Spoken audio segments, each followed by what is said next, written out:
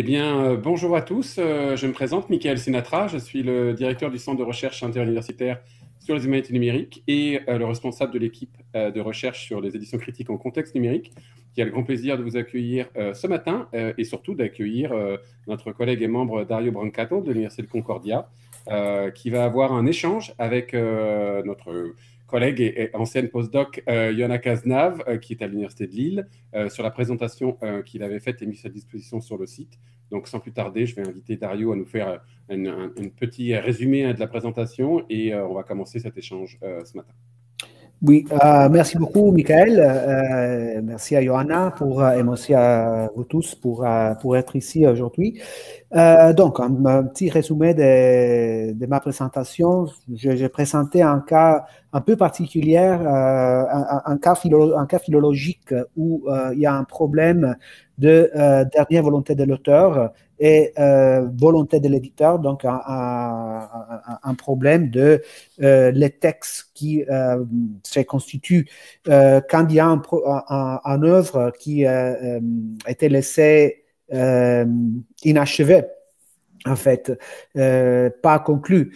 Et ça, c'est le cas de l'histoire de Florence de Benedetto Varchi, une histoire qui a été en fait laissée inachevée par la mort soudaine de l'auteur et qui, en fait, a été reprise, tous les matériaux ont été repris par la personne qui avait commandé cette histoire, c'est-à-dire le duc de Florence, qui, avec l'aide de son médecin et bibliothécaire Baccio Baldini, ont plus ou moins mis ensemble les matériels, même les matériels qui l'auteur avait laissé pas terminés et qui sont décidés de faire une édition qui respectait, qui réfléchissait, pas la volonté de l'auteur, mais la volonté de l'éditeur. Autant que l'édition du Duc et de Baldini avait censuré pas mal de passages qui étaient dans la version originale de Varchi, notamment des passages un peu qui peut être interprétés comme des passages dangereux, des passages politiquement problématiques, des passages problématiques d'un côté sur un plan religieux. Et donc, la choix du philologue, aujourd'hui, d'un philologue traditionnel, un philologue qui voudrait faire une édition traditionnelle en papier, serait de soit publier les deux textes, donc selon la volonté de l'auteur, la dernière volonté de l'auteur, ou selon la volonté de l'éditeur, mais ça, c'est un choix qui est très coûteuse parce que moi, j'avais même demandé un devis et c'était quelque chose comme 32 000 € pour publier les textes, est vraiment extrêmement long.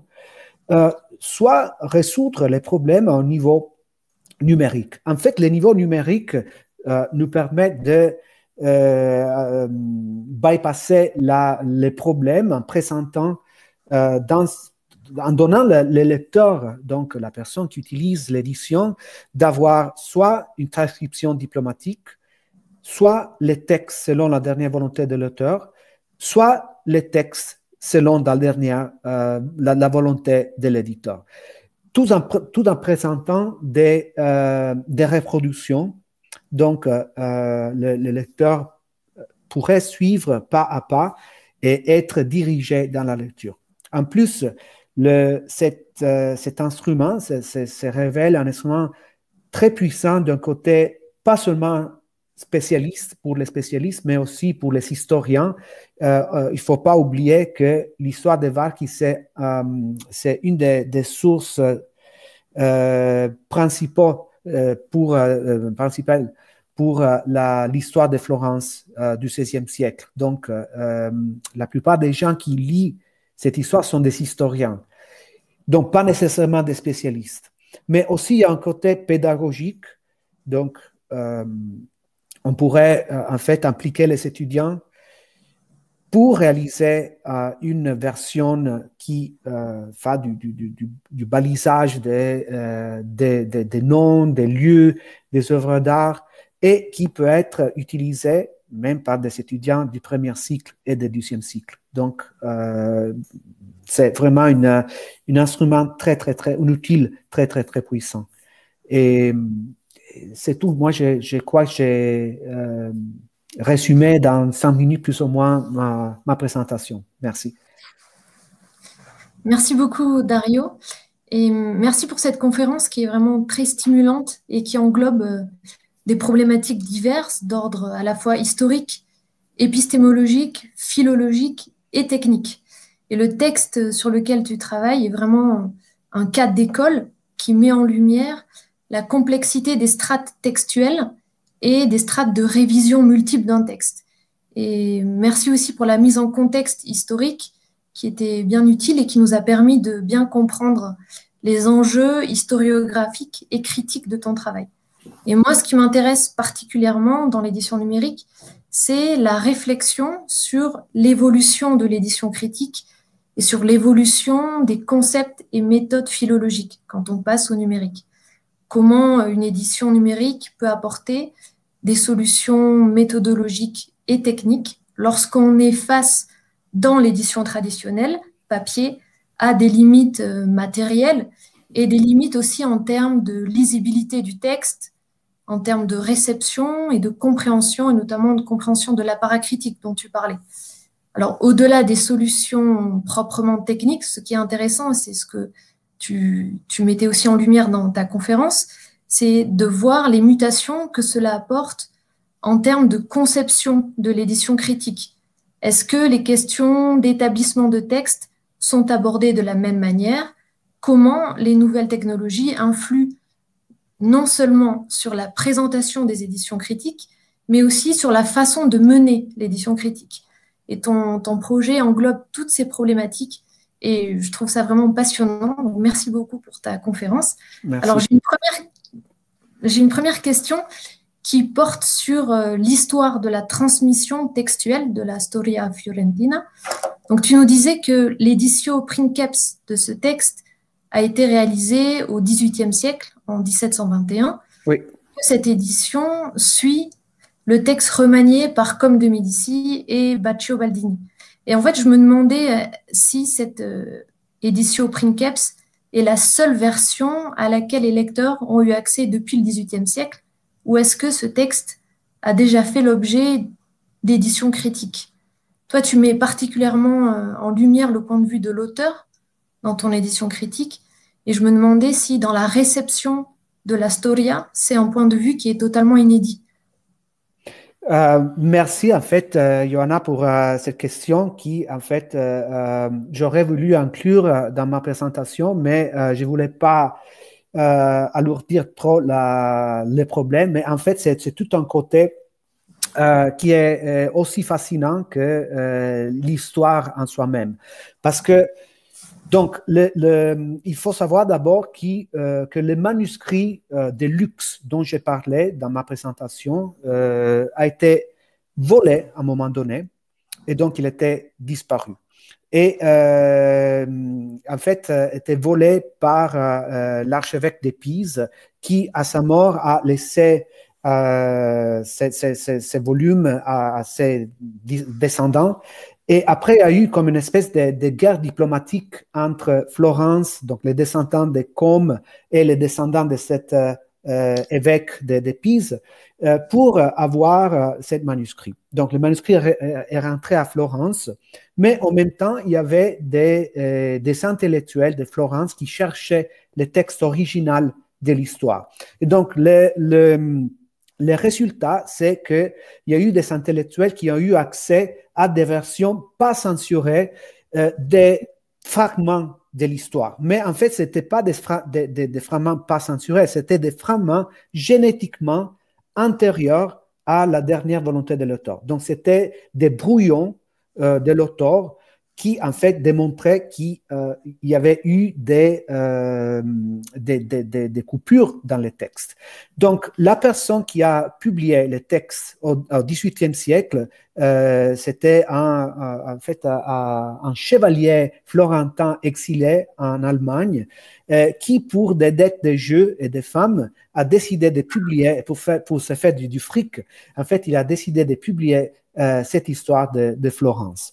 Mais il y avait aussi une portée politique parce que au XVIIIe siècle, c'était la fin de la dynastie des Médicis à Florence. Et donc, en republiant cette histoire qui avait un ton républicain, il allait plus ou moins suggérer que Florence devait retourner à la République. Mais en revenant au texte, donc l'éditeur de la Princeps a publié les textes de la Vulgate, mais avec quelques interventions au début de l'histoire. Donc mais il s'est pas rendu compte qu'en fait, il a contaminé la tradition. Il a contaminé la tradition au début du texte et à la fin du texte. Donc, il a présenté cette histoire comme ça. Après, il n'y a pas eu des éditions critiques, il y a eu des éditions qui étaient basées sur la Princeps, notamment les éditions qui ont été publiées au XIXe siècle. On a deux éditions. L'édition qui est toujours l'édition qui est citée, donc c'est une édition publiée à Florence par Lelio Arbib au 1839-41 en trois volumes, et une autre édition publiée aussi à Florence en 1859 par Gaetano Milanesi. Et ce sont deux éditions différentes qui ont une approche proto-philologique au problème, donc pas strictement philologique lachmanien. En plus, et donc ils sont publiés, les matériels, en fait, en contaminant encore plus l'édition, même s'ils ont fait des contrôles sur les matériels d'auteur. Il faut attendre jusqu'au 1994, en fait, pour qu'il y ait une édition d'une anthologie d'historiens florentins du XVIe siècle, éditée par Simone Albonico, pour présenter pour la première fois les matériels les matériaux d'auteur. Et Albonico, c'était les premières en fait, académiques qui a présenté tous les matériaux. Mais en fait, il a essayé de publier quelques pages d'édition critique basées sur les manuscrits de Rome, les RC4, dont j'ai parlé dans ma présentation. Mais à part ces 20-30 pages, il n'y a plus rien. Donc, moi, j'ai repris tous les papiers d'Albonico. J'ai eu sa bénédiction. Il m'a dit, OK, tu peux aller. Et donc, j'ai repris et en fait, Albonico il n'était pas arrivé à comprendre qu'il y avait eu une censure sur le texte original, sur le matériel d'auteur.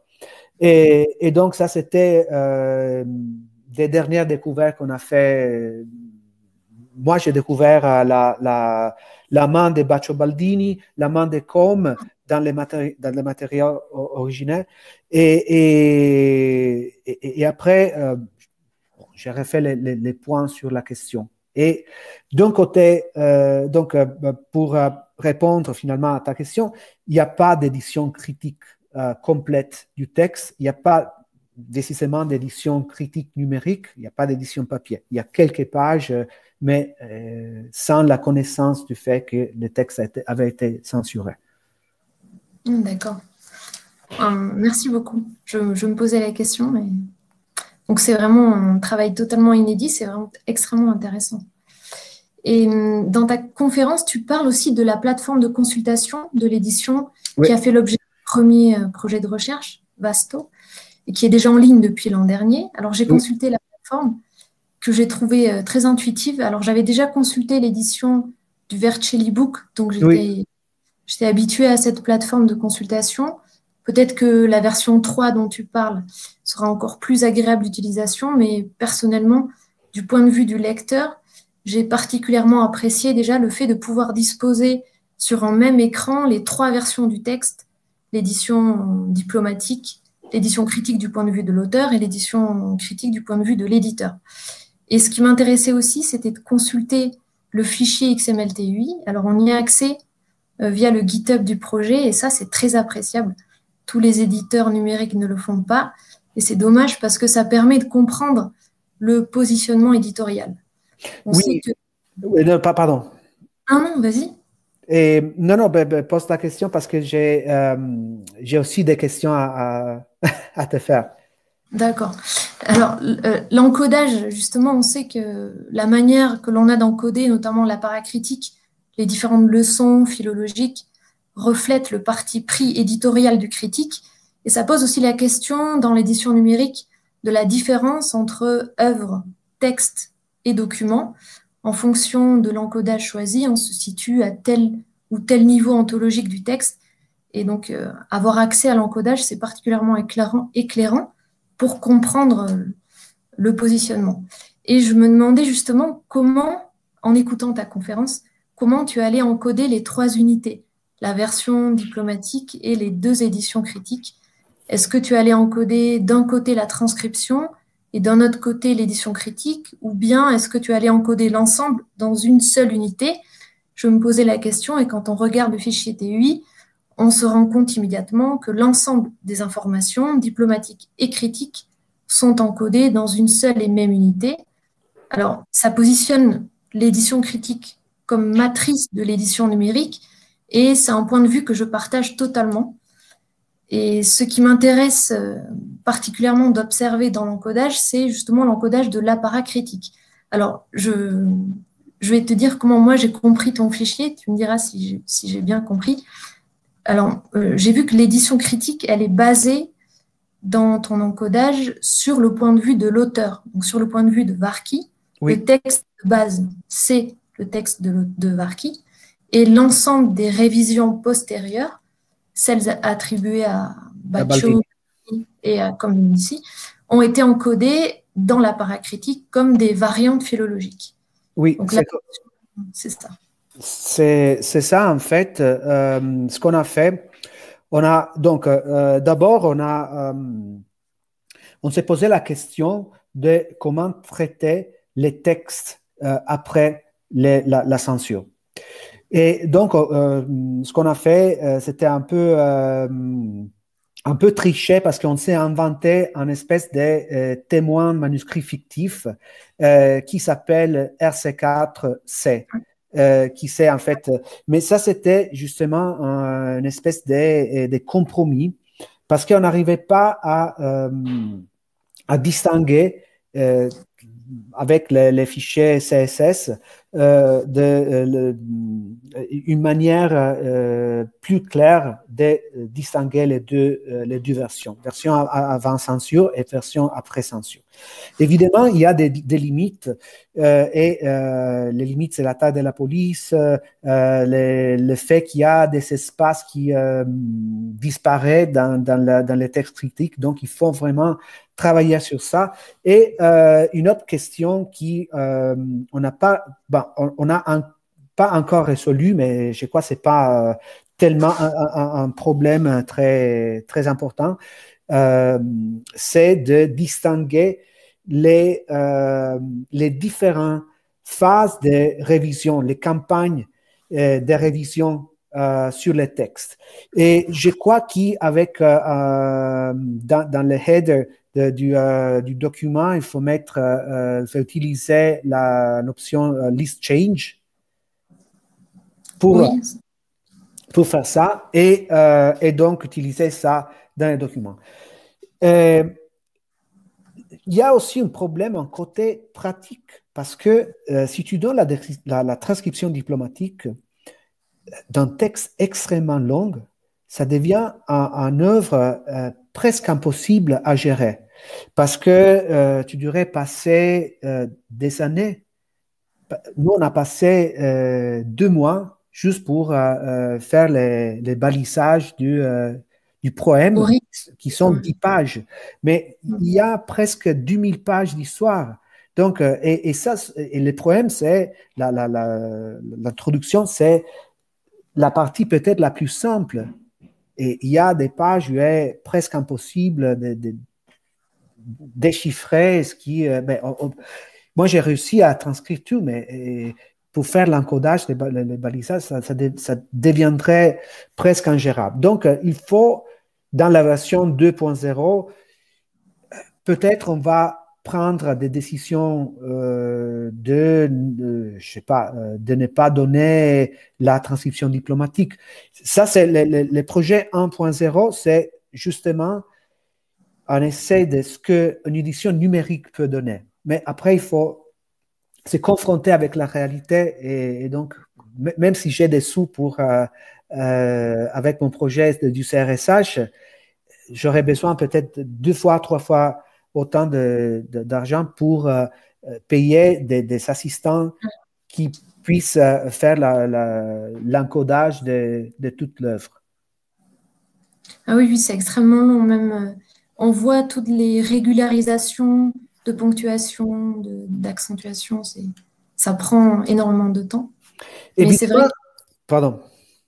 Non, c'est vrai qu'ensuite, quand on peut mettre en regard toutes les versions du texte, c'est intéressant. Mais je trouve que le fait que l'édition critique soit la matrice, c'est quand même ce qui est important dans une édition numérique, plus que la traduction diplomatique. Mais moi, dans ces processus, je me suis confronté avec les autres membres de mon équipe de recherche, notamment Paolo Italia, qui à Bologne m'a vraiment fort conseillé sur le statut du texte et le fait, en fait, c'était son idée de mettre les textes de l'auteur du point de vue de l'auteur et avec mon équipe de recherche, donc avec les étudiants de doctorat qui travaillaient, les postdocs qui travaillaient avec moi, on a mis à point cette version qui, en fait, mettait les textes de l'auteur au centre. Et je me rappelle, on a beaucoup discuté de ça et, en fait, on est arrivé à ces conclusions assez tôt parce qu'on s'est dit, est-ce qu'on doit privilégier les textes qui étaient lus par les gens qui sont arrivés après Varchi? Il ne faut pas trop pénaliser ces lecteurs, mais en même temps, il faut donner une œuvre qui soit complète du point de vue de l'auteur. Ça, c'est la vraie nouveauté de cette édition. Oui. Et justement, moi, au départ, ce qui m'a étonnée, et finalement, je trouve ça très intéressant, c'est que les révisions internes au point de vue de l'auteur, c'est-à-dire les corrections qui sont apportées par le scribe et par Varchi lui-même, elles ont été encodées non pas comme des variantes ou des leçons philologiques, elles ont été encodées en dehors de la paracritique, de manière documentaire, comme des ajouts ou des suppressions de textes dans la source. Et justement, je me demandais comment est-ce que, mais tu y as déjà répondu, mais comment est-ce que vous aviez en équipe abordé ces différentes unités conceptuelles, œuvres, textes, documents, pour en arriver à cet encodage hybride à la fois documentaire pour le point de vue de l'auteur et philologique pour le point de vue de l'éditeur. C'est extrêmement... On est parti par la définition de Elena Pirazzo d'édition documentaire, où en fait les textes a, comme tu l'as dit, tu l'as bien dit, un état hybride entre les documents et les textes philologiques. Et en fait, les différentes révisions du texte pourraient être traitées différemment, soit que le lecteur décide en fait pas le lecteur, mais l'éditeur décide de donner un statut de document au texte, soit qu'il décide de donner un statut d'édition, donc de traiter les changements, les révisions comme un apparat. Mais si on s'est même posé la question, pourquoi traiter cette variante comme des variantes d'apparat lorsqu'il n'y a pas d'apparat? Parce que pour avoir un apparat, tu dois avoir une édition papier. Nous, on a essayé de penser dehors du papier. Donc, de passer la catégorie du papier. et de penser directement dans son environnement numérique à 100%. Oui. Et c'était là qu'on s'est dit qu'il fallait rajouter, utiliser des tags qui sont décrits, par exemple, au chapitre 11 des guidelines du TEI, donc des révisions du document. Et après, ça devient une question de l'interface entre les textes encodés et les textes visualisés pour l'utilisateur, pour le lecteur et le public. Donc, c'est ça, d'un point de vue conceptuel, qu'on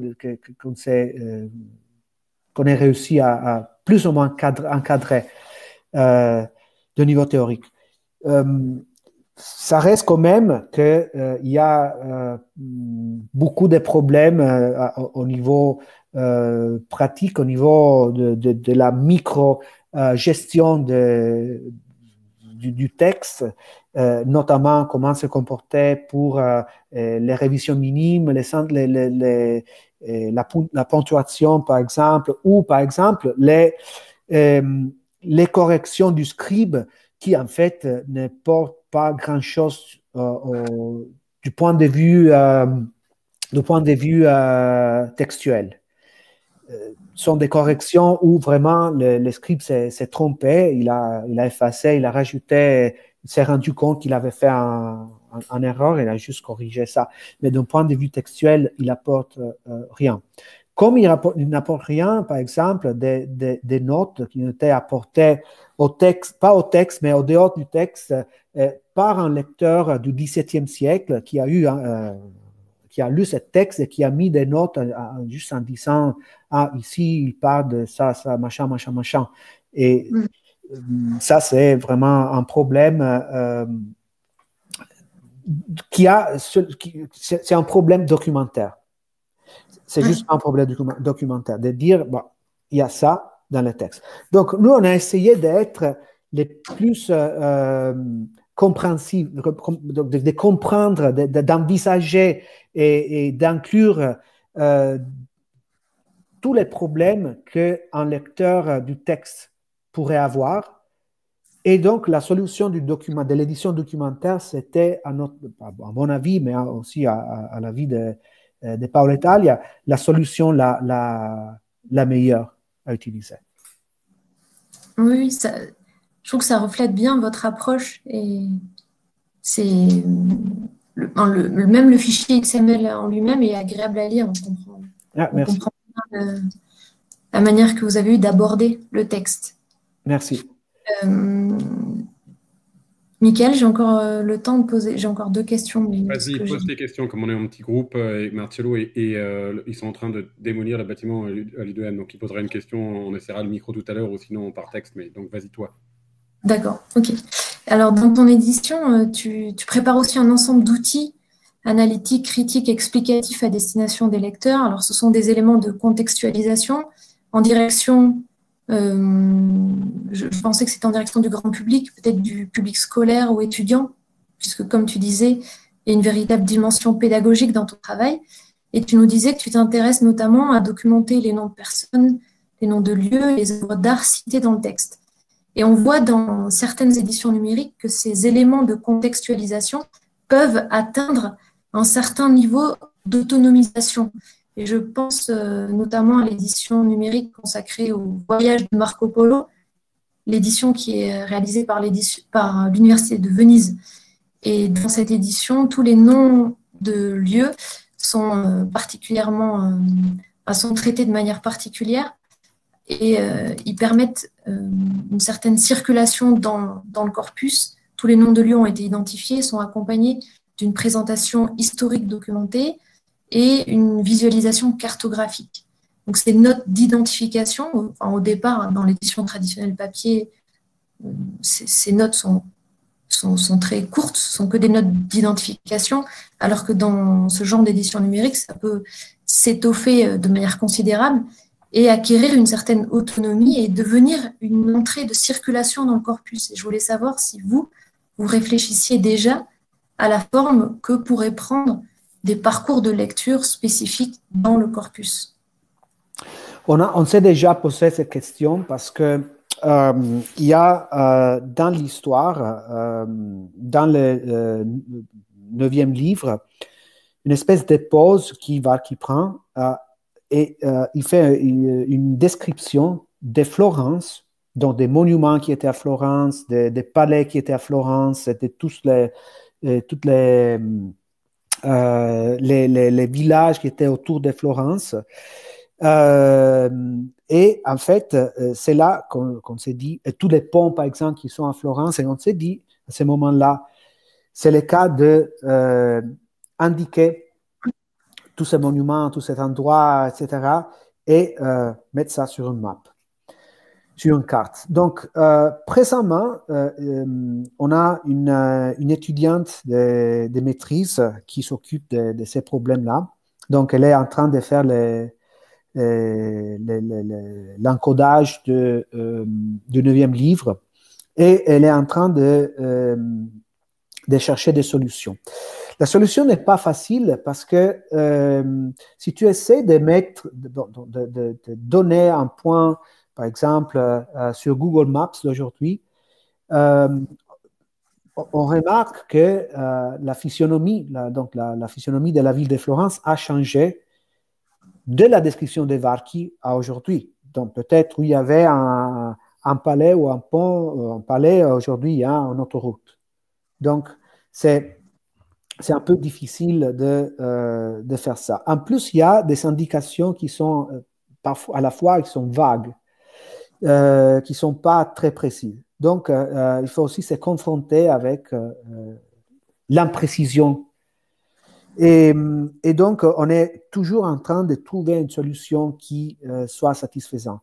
On a regardé les projets qui sont faits à Toronto, par exemple, Nick Telstra, il a pris tous les documents de la dîme de Florence, donc de la Decima Fiorentina, c'était une espèce d'impôt entre les cadastres et donc c'était l'impôt sur les maisons qu'ils avaient. Et ils ont réalisé une map. Et je ne sais pas comment ils ont réalisé cette map, mais ils ont rajouté des points, donc tu cherches dans les moteurs de recherche et tu peux utiliser ça. Pour l'instant, on fait juste un balisage des noms de lieux, mais en fait, on est à la recherche d'une solution pour ça. D'accord, ok. Tu parlais aussi de frise chronologique et ça me fait penser à... Moi, je trouve ça très intéressant. Ça permet une vision globale immédiate, soit d'une œuvre, soit des événements historiques qui sont à noter. Ça me fait penser à celle qui a été développée par Jérôme McGann dans son édition de l'œuvre de Dante Rossetti. Ok. Je vais noter ça. Oui, il y a une frise chronologique qui présente toutes les œuvres de l'auteur et ça permet une circulation dans le corpus aussi à partir de la frise chronologique qui est intéressante. Ça, c'est aussi... Oui, pardon. Ça, c'est aussi, très intéressant parce que donc après le 9e livre, il y a 3 livres qui se concentrent sur la siège de Florence. Et là, tu as vraiment une chronologie très serrée où tu peux documenter jour par jour ce qui s'est passé à Florence dans une année. Donc, tu as vraiment des événements qui se passent jour après jour. Mais dans la texture de l'histoire de Varchi, il y a plusieurs événements qui se produisent en même temps. Donc, ce qu'il fait, il dit, lorsque cet événement s'est passé à Florence, à Voltaire, dans une autre ville, il y avait ça. Ou à Rome, c'était ça qui s'est passé. Donc, il interrompt la narration et il reprend la narration en disant, donc c'est vraiment comme un arras avec plein de fils qui se croisent et qui forment une image globale. Et donc, c'est pour ça qu'on s'est dit que la chronologie devient très intéressante, très important. En plus, parce que, encore une fois, moi, j'avais dans ma tête pas seulement les philologues, mais les historiens. Donc, dans l'équipe de recherche, il y a aussi un historien qui en fait, il s'échauffe, il n'est pas très chauffé par des problèmes philologiques, textuels, etc. Et qui dit, mais non, mais moi, je veux les textes, moi, je veux les textes, moi, je veux les textes. Parce que il doit étudier le texte d'un côté historique, pas d'un côté. Donc, il n'est pas intéressé tellement d'un... Et donc, c'est ça, c'est pour ça qu'on a décidé de mettre ça. Mais en fait, tu as touché à un sujet très intéressant parce qu'il y a aussi tous les matériels qui portent sur en fait, l'avant-texte. Donc, c'est toute une série de documents d'archives, donc des décisions prises par l'État de Florence qui a eu entre les mains et où il y a noté ce qui s'est passé. Donc, une édition documentaire pourrait donner la possibilité d'inclure ces documents, ne soit pas que seulement comme des photos de documents, on ne doit pas les transcrire, mais on pourrait avoir un dossier génétique très inclusif qui, en fait, apporterait pas seulement les documents Vark a consultés, mais aussi les notes qu'il a prises de ces documents, parce que là où on est certain, parce qu'il y a des documents où il y a sa main, il y a ses notes. Donc, il avait ces documents et donc il a transcrit, il a mis dans des papiers. Donc, on est certain que c'était de sa main. Et c'est des centaines et des centaines de documents, des pages. Et donc, ça donne en fait une portée, une épaisseur historique beaucoup plus importante au projet. Mais encore une fois, il faut du temps, de l'argent, des gens qui...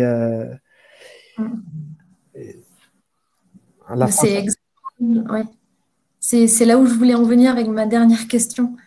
C'est l'un des avantages majeurs de l'édition numérique, c'est aussi de pouvoir justement étoffer grandement la documentation annexe qui vient enrichir la mise en contexte de l'œuvre éditée, qui vient enrichir l'analyse littéraire ou historique que l'on peut en faire. Je me demandais, donc tu parlais de l'avant-texte, je me demandais aussi, est-ce que tu envisages de développer dans l'édition numérique un volet qui serait consacré à la réception de ce texte et la réception de ce texte telle qu'elle a été vécue dans le milieu des érudits de la Renaissance au travers de l'édition et de la mise en ligne de la documentation historique, peut-être par exemple de la correspondance entre les humanistes.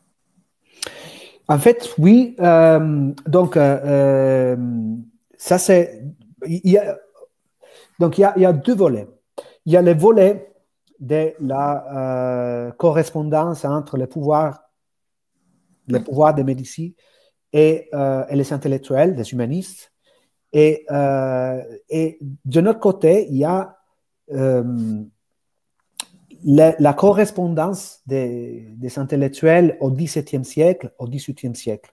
On a déjà tous les documents, on a déjà transcrit les documents, et c'est vraiment, c'est pas vraiment un travail épouvantable. Ça, c'est vraiment quelque chose que serait possible de mettre en ligne, même demain. Parce que on n'a pas vraiment on n'a pas tellement de lettres, mais ils sont des lettres quand même intéressantes. Et moi, je connais aussi où les témoins manuscrits de l'œuvre avec les parties qui ont été rajoutées par cet intellectuel sont. Et c'est pas un grand travail à faire. Donc, ça pourrait se faire même demain, comme je disais. Et on pourrait même mettre des matériaux,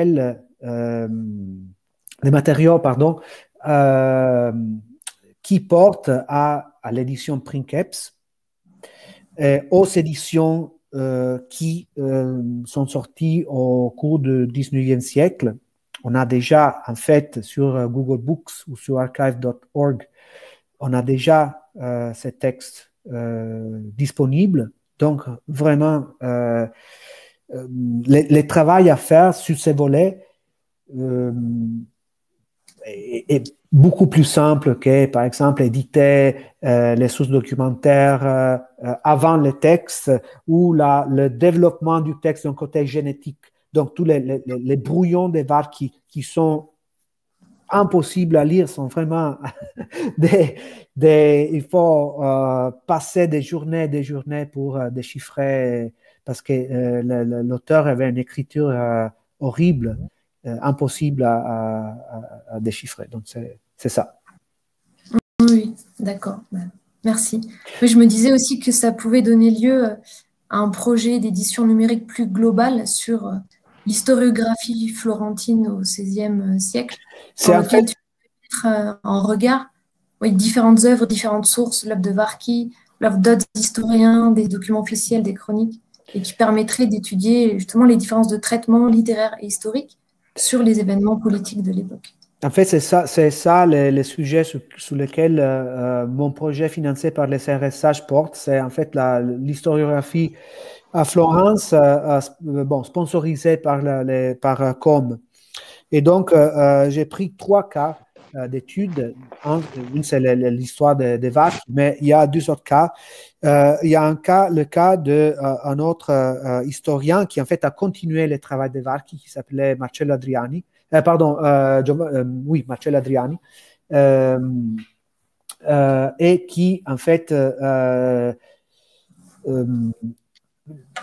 son œuvre était publiée après sa mort, quelques années après sa mort, encore une fois, dans un état censuré. Et après, on a une autre œuvre, c'est l'histoire de la guerre des Siennes, écrite par Lodovico Domenici, qui n'était pas publiée. Et donc, ça sont 3 cas d'historiens qui étaient payés par Com, mais dont le résultat final, c'est en fait un résultat différent pour chaque œuvre. Donc, pour voir qu'il y en a une œuvre qui n'était pas publiée ni vivant l'auteur, ni quelques années après sa mort, l'œuvre de Giovan Battista, pas Marcello, Giovan Battista Adriani, qui était publiée 10 ans après sa mort et qui était publiée en forme censurée, et l'histoire de Domenici, qui n'était jamais publiée parce que l'entourage du duc de Florence a pris cette histoire manuscrite, il la lit, et il y a des notes partout qui disent « Ah, ça c'est pas vrai, ça c'est faux, on peut pas écrire ça. » Donc, il y a des critiques du début à la fin du texte. Et les textes étaient considérés impubliables déjà par l'entourage du duc. Et donc, ça, c'est le deuxième et le troisième volet de mon projet que j'espère développer dans les années suivantes. Non, mais c'est passionnant. Je vais peut-être laisser parler Merci à vous deux, c'était fascinant de vous entendre et en fait, dans une certaine mesure, on ne vous écouterait encore, mais je suis conscient de la dizaine de minutes qu'on a à peu près pour notre échange ce matin. Marcello, est-ce que tu veux quand même essayer avec le bruit? Oui, ok, alors Marcello va essayer de poser la première question. Bon, si en ce moment, ils ne sont pas en train de tout défoncer. Merci beaucoup, Dario. C'est passionnant. J'ai beaucoup de questions aussi plus spécifiques, mais je poserai une question assez générale sur la question de la reconnaissance et peut-être liée aussi à la question de quel est le rôle et quel est le travail d'un philologue aujourd'hui ou en général d'un chercheur. C'est-à-dire, déjà, en premier lieu, selon toi, on a parlé de rapport entre édition numérique et édition papier. La reconnaissance qui dérive d'une édition papier et critique, par exemple, une édition réalisée, édition critique papier, est quelque chose d'assez clair. Est-ce que, par rapport à ces projets, de quelle manière tu vois la reconnaissance possible?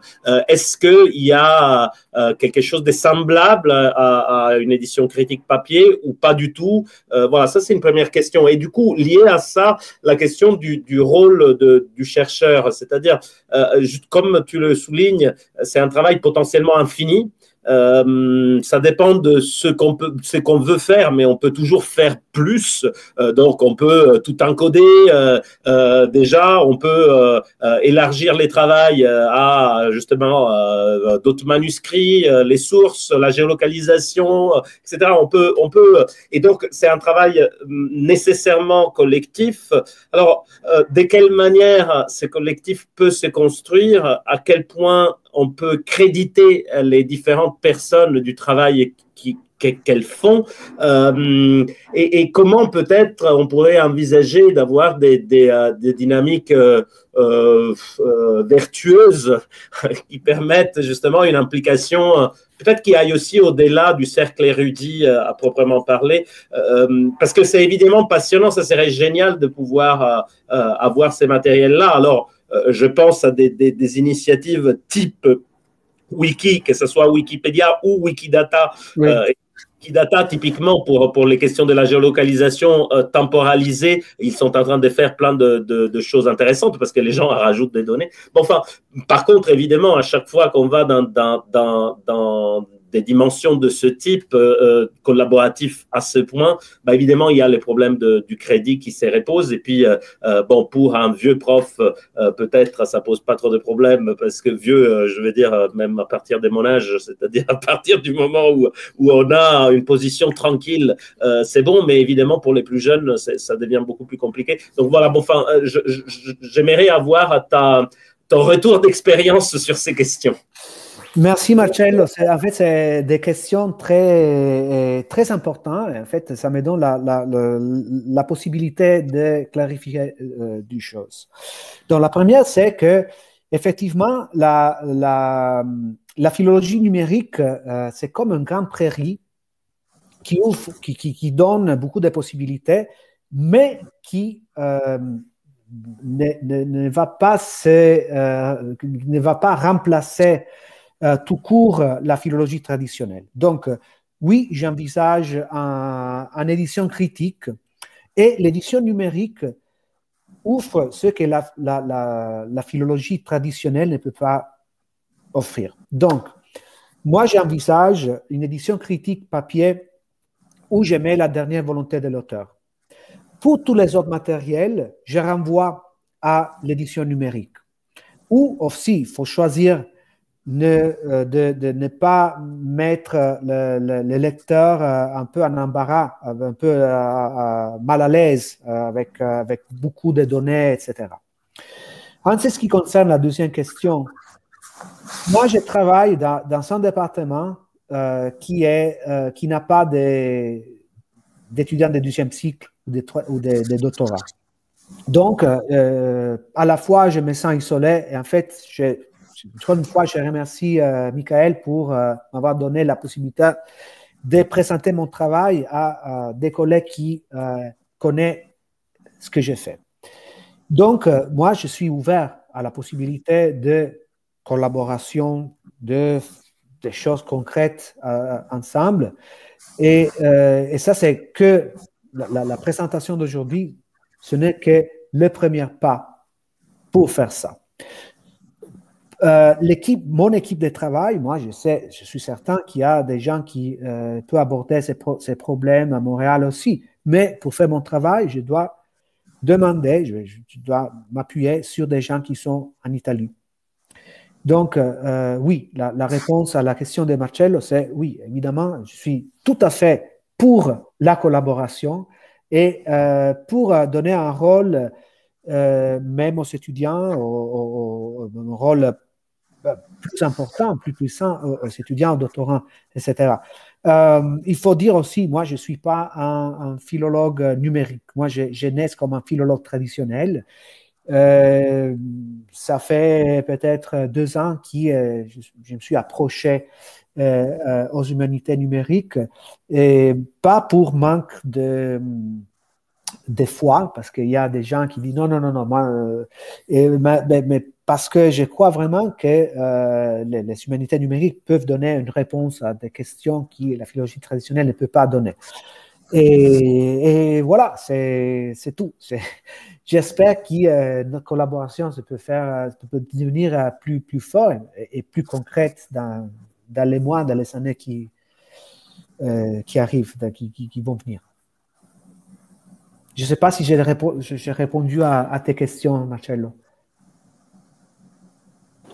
Oui, tout à fait. Merci beaucoup. En fait, il y aurait un autre volet peut-être qui est celui du rapport entre partie érudite et partie, disons, plus grand public. Alors, c'est ce qui m'intéresse dans certains de mes projets, dont un sur l'anthologie palatine, où on est en train justement de chercher à voir quelles peuvent être les appropriations grand public. Et alors, typiquement, on travaille par exemple avec des lycées italiens pour ça. Donc, ce qui me semble très intéressant en regardant l'édition numérique, à différence de l'édition critique, parce que l'édition critique, une personne quelconque n'a pas envie d'avoir dans les mains quelqu'un qui n'a pas un intérêt érudit. Il préfère avoir un folio, une chose facile à lire dans les mains. Tandis que l'édition numérique, j'ai l'impression que ça peut intéresser, ça peut attirer des lecteurs qui ne sont pas érudits, mais qui peut-être peuvent aussi s'intéresser. Alors, j'ai regardé, c'est magnifique les manuscrits sur lesquels tu travailles. Il est beau aussi à voir et puis il est lisible aussi pour quelqu'un. Donc, même quelqu'un qui n'est pas du tout un spécialiste, qui n'est pas du tout un érudit, mais il peut s'intéresser à des questions qui, en réalité, sont finalement des questions érudites. Donc, j'ai l'impression qu'il peut y avoir aussi une implication d'un public plus large et un intérêt d'un public plus large à des questions qui, à la base, sont des questions réservées à un groupe très petit des gens qui se connaissent et qui travaillent ensemble. Et alors, je pense typiquement à la question de la géolocalisation peut attirer beaucoup d'intérêt, par exemple avec un mini projet qui disent je place l'ancienne carte de Florence, la carte ou une carte historique à un certain moment et puis je géolocalise certains passages, etc. Donc c'est pas une question, c'est un peu une réflexion à voix haute, mais je me dis que ça c'est aussi quelque chose que l'édition numérique peut avoir un plus par rapport à l'édition critique, c'est qu'elle peut s'adresser, elle peut atteindre aussi un public finalement différent. Ce qui est génial parce qu'en fait, ça veut dire qu'on remplit l'espace numérique des choses autres que les GAFAM, quoi. C'est-à-dire que finalement, on trouve sur le web l'édition au moins pour l'instant, Il Proemio de Varchi, au lieu que trouver juste les choses que 3 entreprises y mettent. Mais c'est vrai, en fait, ça c'est un problème qui était abordé par les philologues. Et il y a, en fait, en Italie, il y a un débat très serré sur la qualité des textes qui sont en ligne. Donc, soit par l'Italie, soit notre philologue italien, en fait, notre philologue de Florence qui s'appelle Michelangelo Zaccarello, on parlait de ça. Et en fait, ils se sont dit, c'est que l'attendibilité des textes qu'on trouve en ligne. Parce que de plus en plus des étudiants, ils citent des textes qui, en fait, ne sont pas pris par des éditions critiques. Et en fait, ce qui est en train de se produire, c'est une nouvelle vulgate de textes. Donc, si je dois citer, par exemple, un passage des Misérables de Victor Hugo, les textes que je trouve en ligne, ce n'est pas les textes de l'édition critique, c'est un texte de l'édition random qui était mis en ligne il y a 20 ans et c'est ça l'édition que les gens continuent à utiliser. Donc, il faut faire attention à des textes qui soient attendibles sur ces points de vue. Et c'est pour ça que j'insiste sur le fait que les projets Basto soient complétés. Et c'est pour ça ce que j'ai dit au début, oui, on peut faire des milliards de choses, mais la priorité, c'est de terminer, de mettre en ligne un texte que les lecteurs peuvent utiliser. Comme texte qu'ils peuvent citer, qu'ils peuvent faire copier-coller d'un texte qui, quand il doit lire, il doit pas citer de l'édition diplomatique, mais qui peuvent citer directement d'une édition critique. Donc, ils font copier-coller d'une édition critique qui soit, en anglais, c'est dit reliable, attendibile en italien, je ne sais pas comment se dit en français. Crédible. Fiable, pardon, merci. Oui, fiable. Moi, j'ai deux petites questions, on va les poser vite, mais juste une qui est plus dans ton équipe, j'ai pas vu là. Est-ce qu'il y a aussi des linguistes qui s'intéressent à la disponibilité d'un texte italien d'un autre moment pour voir et travailler aussi quand on pense à la multiplicité des angles de recherche qu'on peut avoir et qui sont dans l'équipe? Donc ça, c'est une question un peu plus juste pointue sur est-ce que aussi ça, ou est-ce que justement aussi a posteriori, il y aurait encore un autre travail potentiel à faire avec cette question de la langue? Bon, moi, je serais. Ma formation, c'est en fait de linguiste historique. Donc, en fait, c'est ça mon point de force. Et je vais demander à Paola et à Paola Italia et aux gens de l'équipe si c'était possible, en fait, de faire en faisant que il y avait des passages ou des expressions ou des verbes particuliers qui pouvaient être tokenisés pour faire une recherche linguistique. Ça, c'est très important. C'est une question, en fait, très importante, Michael. Merci beaucoup. Parce que les textes de l'histoire florentine étaient choisi par les académiques de la Crusque. Donc, c'était les correspondants de l'Académie française en Italie. Et parmi les textes qui étaient considérés dignes d'être imités. Donc, c'était un exemple de bon style, de bonne écriture, etc. Donc, ça devient très important de choisir un texte, de baliser les textes d'un côté linguistique. Mais encore une fois, il faut du temps. C'est vraiment, je suis tout à fait pour faire ça. Moi, je saurais même comment le faire. Moi, j'ai dans ma tête ce que j'aurais aimé faire.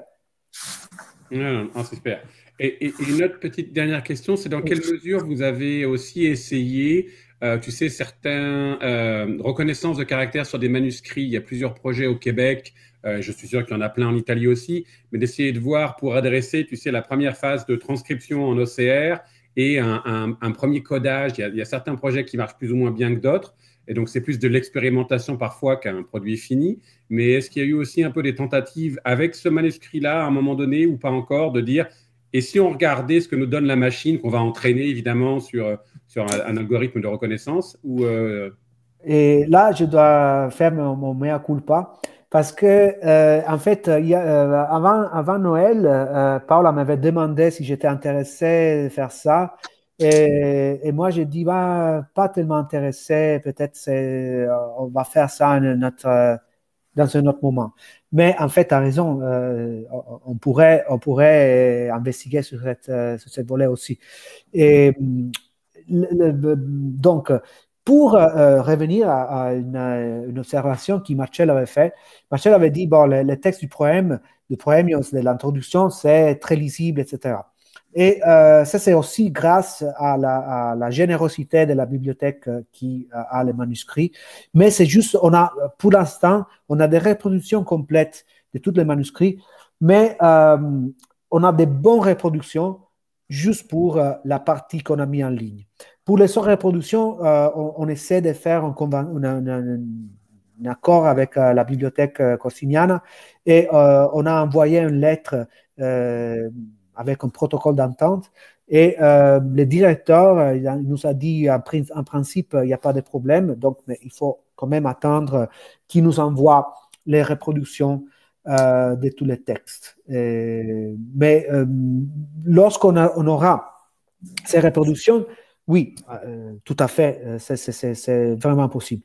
Mais est-ce qu'on a quelques instants, parce que je voulais vous montrer, parce que donc les manuscrits qu'il y a sur Vasto, c'est un manuscrit, donc il y a plusieurs mains, donc il y a plusieurs scribes, il y en a 3 en fait, et il y a aussi des parties qui sont écrites par Varchi. Et je voulais juste vous montrer,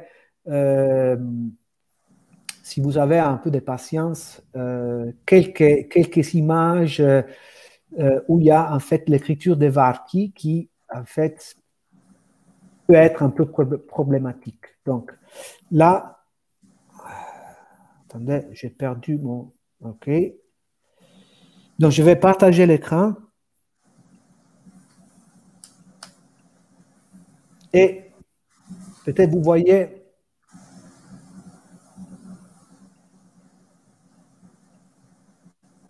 Voilà. Ça, c'est l'écriture de Varchi. Donc, ça devient vraiment... Je ne sais pas s'il y a un logiciel qui arrive à...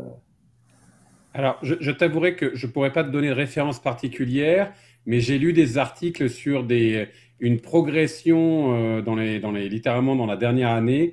C'est la partie apprentissage qui compte beaucoup. C'est entraîner le logiciel au début et de faire des corrections sur un nombre de pages X. Okay. Et de voir après, justement, donc c'est intéressant quand tu as, si tu as 50 pages, ça vaut probablement pas la peine, s'il faut que tu l'entraînes sur 20 pages, mais si tu as 1000 pages et que tu dois travailler à la main avec le logiciel sur les 20 premières pour confirmer, dans certains projets, ça vaut vraiment la peine de regarder. Donc, et il y a des gros progrès. Je pensais aux travaux de Léon Robichaud à l'université de Sherbrooke, ici, chez nous au Québec, qui travaille sur des manuscrits de la Nouvelle-France. Okay. Et donc, tu as des questions des fois des manuscrits propres, mais aussi ces questions d'annotation dans la marge. Comment est-ce que tu retravailles sur des gens qui font des bifures oui. ou d'autres choses comme il y a là. Oui, non, là, j'avoue qu'effectivement… Là, ça devient vraiment impossible. Donc, ouais. Moi, j'ai un œil très entraîné sur l'écriture de Varchi. Par exemple, ici, j'ai essayé. C'est presque impossible de comprendre comment… Ouais. Non, on dirait qu'il écrit aussi mal que moi. Mais oui. Non, ok, super. Mais écoute, on pourra en reparler un petit peu pour ça. Et j'espère d'ailleurs avoir Léon qui vienne nous parler un peu de ses travaux l'an prochain dans la série des conférences qu'on fait. Donc, on regardera ça. J'ai mis le nom d'un des logiciels que j'ai entendu parler. Ah, merci. Le logiciel Transcribus. Ah oui, je le connais. Ouais. Je les connais parce que mais Transcribus il reconnaît aussi les différents mains. Il me semble que oui, il me semble que certains projets travaillent avec plusieurs mains. Ouais, avec ça. Il faut entraîner à chaque fois sur. Emmanuel, malheureusement, avait une autre réunion d'urgence aujourd'hui, il ne pouvait pas être là, mais il aurait aussi pas mal d'informations, Emmanuel Château-Luthier. Donc, on en reparlera un petit peu une autre fois, mais on va faire un suivi. Mais là, on va clore notre échange ce matin. Et je tiens encore à vous remercier tous les deux, Dario, d'avoir pris le temps de préparer ta conférence en amont, de la présenter, et aussi surtout, Yona, de présenter toutes ces questions et ces points d'engagement avec Dario. C'était un plaisir de vous écouter et dialoguer tous les deux. On va continuer dans de nouvelles opportunités. Comme Yona le sait, on a plein de projets de demande de subventions. On espère avoir d'autres soutiens du CRSH et FQRSC pour continuer ces projets. Donc, au plaisir de se reparler. On va avoir un autre événement de notre équipe du Graine le 25 mars. Je vous enverrai ça par courriel et pour tous ceux qui nous regardent maintenant, à la regarder sur le site du Graine. Et puis, un grand merci encore à tous les deux et à très bientôt. Merci à tous. Merci beaucoup. Merci.